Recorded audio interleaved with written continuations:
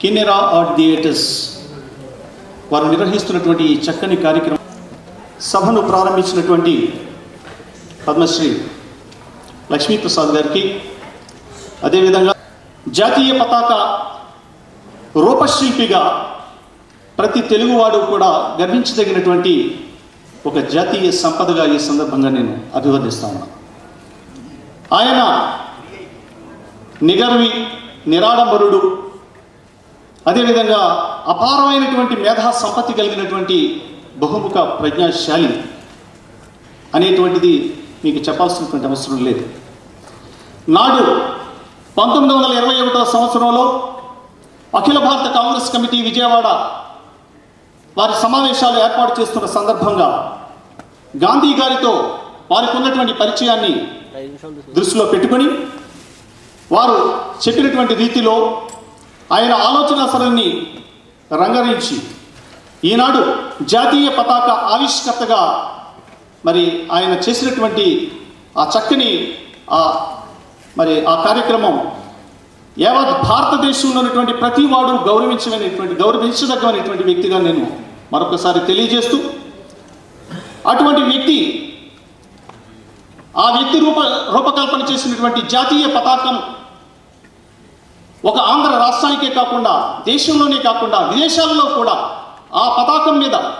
అనేక భాషలలో చక్కని గీతాలాపనలు చేస్తూ భారతదేశానికే వన్నె తెచ్చినటువంటి మహోన్నతమైనటువంటి వ్యక్తిగా మనందరం కూడా గుర్తుంచుకోవాల్సినటువంటి వ్యక్తి పింగళి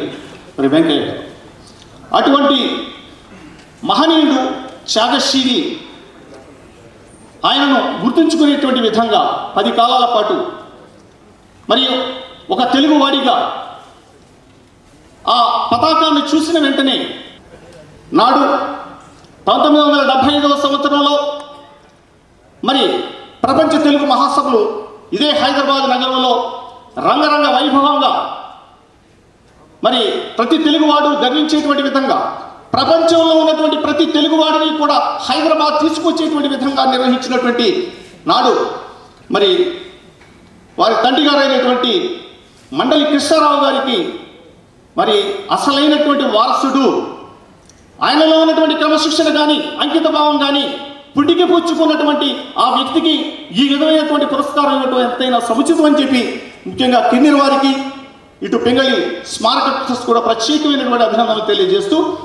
మరి ముఖ్యంగా బుద్ధప్రసాద్ గారి గురించి చెప్పాలంటే ఆయన కాంగ్రెస్ పార్టీలో క్రమశిక్షణ కలిగినటువంటి సైనికుడు. కృష్ణా జిల్లా కాంగ్రెస్ కమిటీ అధ్యక్షుడిగా కానీ, ప్రదేశ్ కాంగ్రెస్ కమిటీలో ప్రధాన కార్యదర్శిగా కానీ, అదేవిధంగా ఒక శాసనసభ్యుడిగా కానీ, ఒక మంత్రిగా కానీ ఎంతో నిబద్ధత కలిగి అందరి చేత ప్రశంసలు అందించుకునేటువంటి చక్కని వ్యక్తి శ్రీ బుద్ధప్రసాద్ గారు అని చెప్పి సందర్భంగా తెలియజేస్తూ, అటువంటి వ్యక్తికి ఈ పురస్కారం రావటం చాలా ఆనందంగా ఉందని మరొకసారి చెబుతూ, మరి ఇటువంటి చక్కని కార్యక్రమాలు ఎల్లప్పుడూ రూపకల్పన చేసేటువంటి రఘురామ్ గారికి నాకు ప్రత్యేకమైనటువంటి అభినందనలు తెలియజేస్తూ, ఈ అవకాశం కల్పించినందుకు వారికి నా హృదయపూర్వక నమస్కృతులు తెలియజేస్తూ సెలవు తీసుకుంటా ఉన్నా. జై హింద్.